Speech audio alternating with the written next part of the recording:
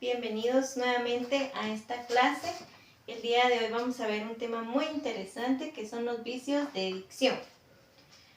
Antes que nada, siempre recordándoles que es importante que ustedes se laven las manos todos los días, cada 20 minutos por lo menos, con agua y jabón. También que utilicen gel.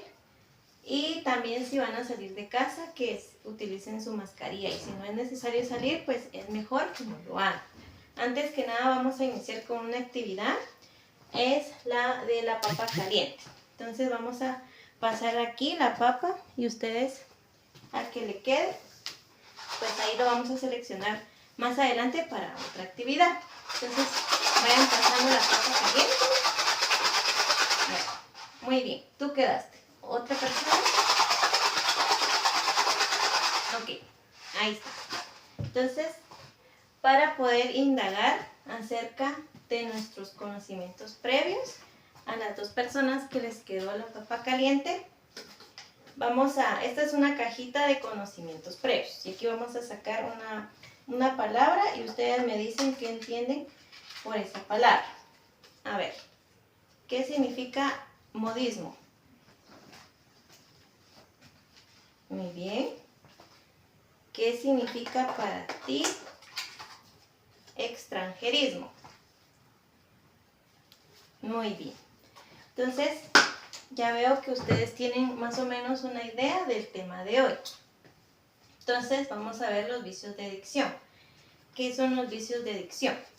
Son aquellos errores que se cometen cuando se hace uso del lenguaje de forma equivocada. Estos pueden darse al hablar o al escribir las palabras de forma incorrecta, o incluso utilizando vocablos inadecuados.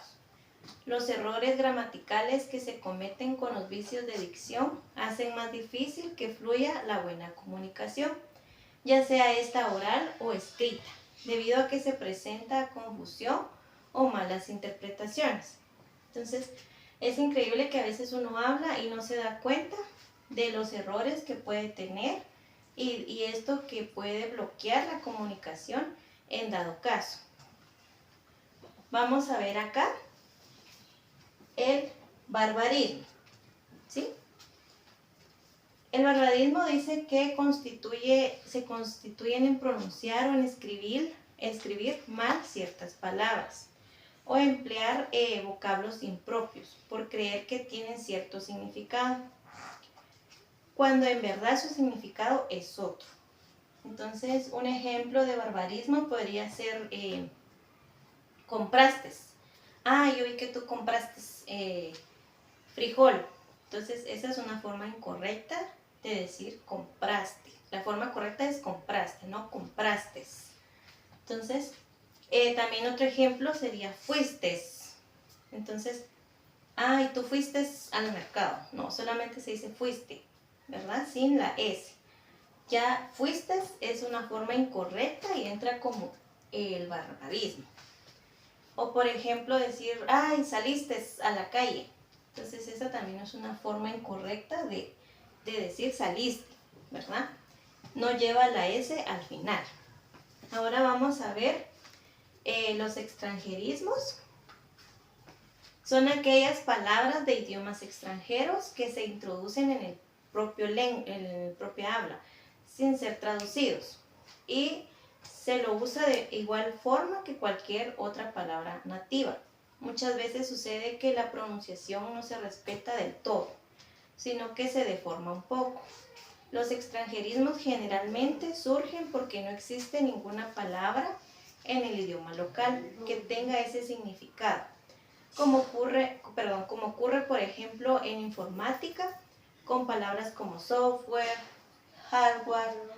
Entonces el extranjerismo ahorita es muy común en estas épocas.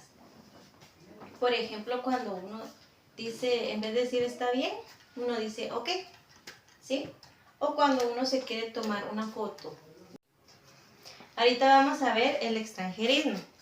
El extranjerismo son aquellas palabras de idiomas extranjeros que se introducen en el lenguaje propio, sin ser traducido, y se usa de igual forma, como una palabra nativa, como una palabra de nuestra cultura. Muchas veces sucede que la pronunciación no se respeta del todo, sino que se deforma un poco.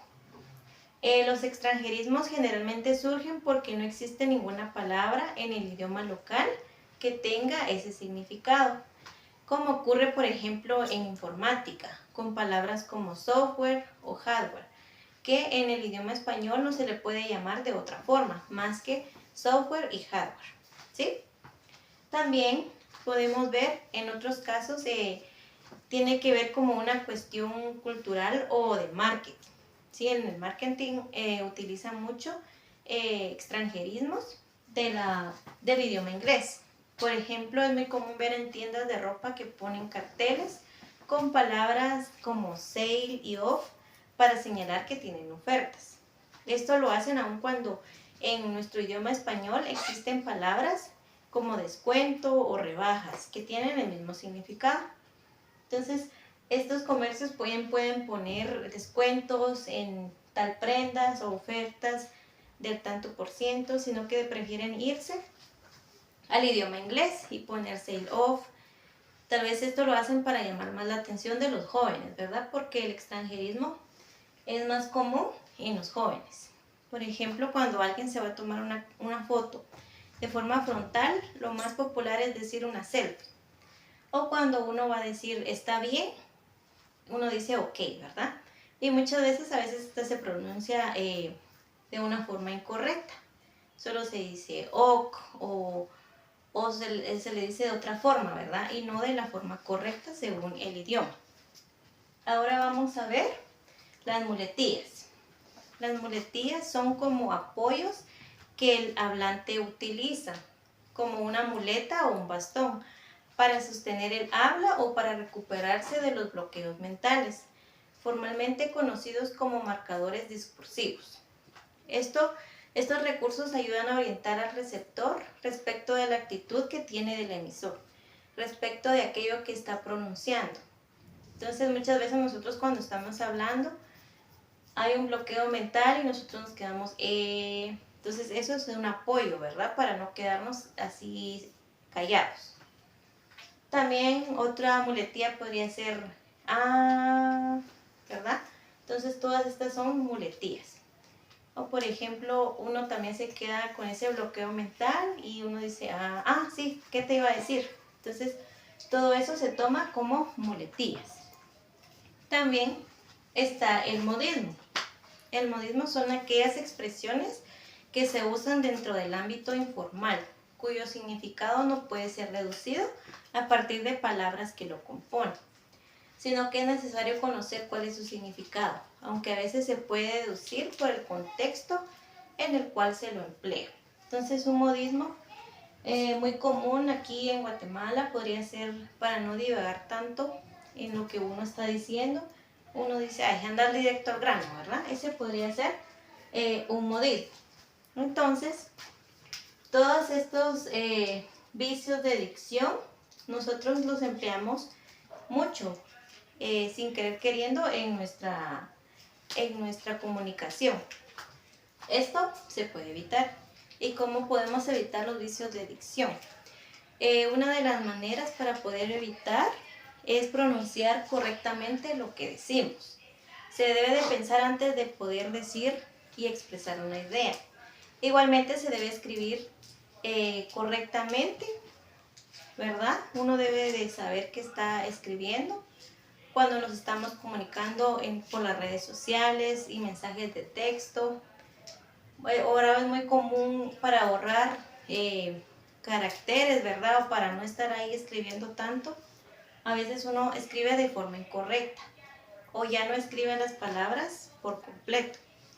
¿Sí? Entonces, estas formas que se utilizan para la comunicación conllevan a una mala interpretación de lo que realmente queremos decir.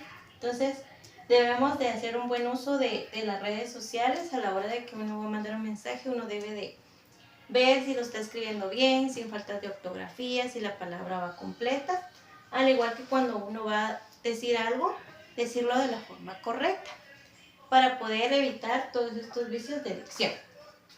Entonces, ya que pudimos ver estos temas, van a tener ustedes una tareita que es una hoja de trabajo donde se les va plantear, ¿verdad?, los 4 temas y ahí ustedes van a dar solución o van a poner ejemplos de la forma correcta de cómo se debe de hablar. Entonces, esta fue la clase de hoy, chicos. Espero que haya sido de mucha ayuda para ustedes. Nos vemos hasta pronto.